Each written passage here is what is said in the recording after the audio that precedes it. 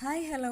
ഇന്ന് ഞാനുള്ളത് മാമാനിക്കുന്ന് അമ്പലത്തിലാണ് കേട്ടോ. നമ്മളെ മാമാനത്ത് അമ്പലത്തിൽ എൻ്റെ ഒരു കൂട്ടുകാരി രാവിലെ വിളിച്ചിട്ട് പറഞ്ഞു നമുക്ക് ഇന്ന് അമ്പലത്തിൽ പോയിട്ട് വരാമെന്ന്. അങ്ങനെ ഇറങ്ങിയതാണ് കേട്ടോ. വീട്ടിലൊന്നും പറയാതെ പോയതാ.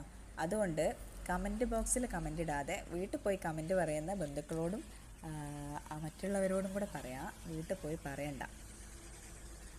ഇത് ആ അമ്പലത്തിലെ കുളമാണ് കേട്ടോ. കുറേ മീനുകളൊക്കെ ഉണ്ട്.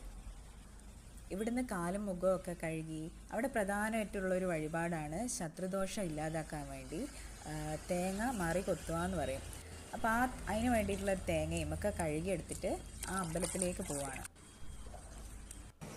അമ്പലത്തിൻ്റെ നട തുറക്കണമെങ്കിൽ 11:15 കേട്ടോ. അപ്പോൾ നമ്മൾ കുറച്ച് നേരത്തെ എത്തിയത് കൊണ്ട് വെയിറ്റ് ചെയ്യാണ്. നല്ല ക്യൂട്ട് തേങ്ങ. ആ അമ്പലത്തിൻ്റെ ചുറ്റുവട്ടത്തായിട്ട് ഇതുപോലെ കുഞ്ഞു കുഞ്ഞു കടകളൊക്കെ ഉണ്ട് കേട്ടോ. കുറേ പുസ്തകങ്ങളും പെൻസിലും പേനയും ഒക്കെ ആയിട്ട് ഒരു ചെറിയ കട. അങ്ങനെ കാത്തിരുന്ന് അമ്പലത്തിൽ കയറി തൊഴുതു ഇറങ്ങി കേട്ടോ.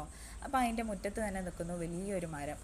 ആ മരത്തിൻ്റെ ചുവട് മുതൽ അറ്റം വരെ കുറേ പൂക്കളാണ് കേട്ടോ.